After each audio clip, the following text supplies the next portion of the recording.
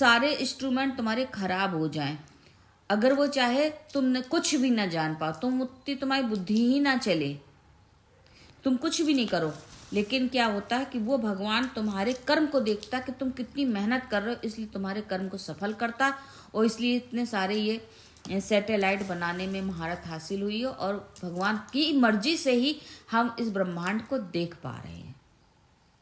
अपने टीवी के अंदर अपने कमरे में बैठकर सब कुछ देख रहे हैं।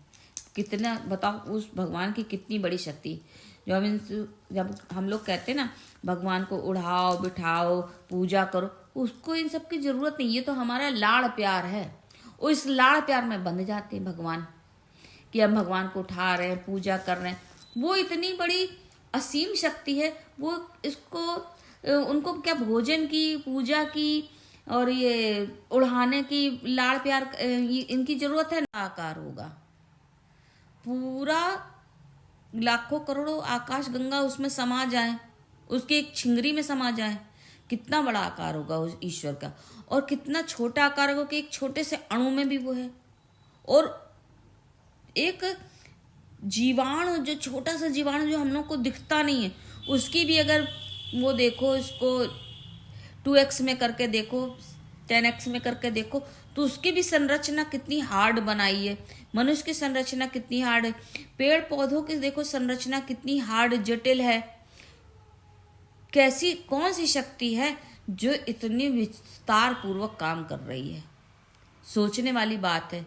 एक एक ब्रह्मांड, एक एक, और आज हमारे धरती पे जीवन नहीं है, अभी पूरे ग्रहों में जाके देखो, अभी दूर दूसरे आकाश गंगाओं में जाओ तो कहीं ना कहीं वह यही जीवन होंगे। आकार होगा पूरा, लाखों करोड़ों आकाश गंगा उसमें समा जाए, उसके एक छिंगरी में समा जाए, कितना बड़ा आकार होगा उस ईश्वर का। और कितना छोटा आकार होगा कि एक छोटे से अणु में भी वो है।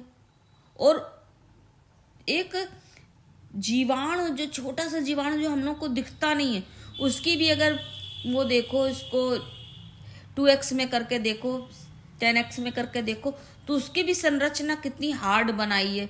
मनुष्य की संरचना कितनी हार्ड है, पेड़ पौधों की देखो संरचना कितनी हार्ड जटिल है। कैसी कौन सी शक्ति है जो इतनी विस्तार पूर्वक काम कर रही है। सोचने वाली बात है।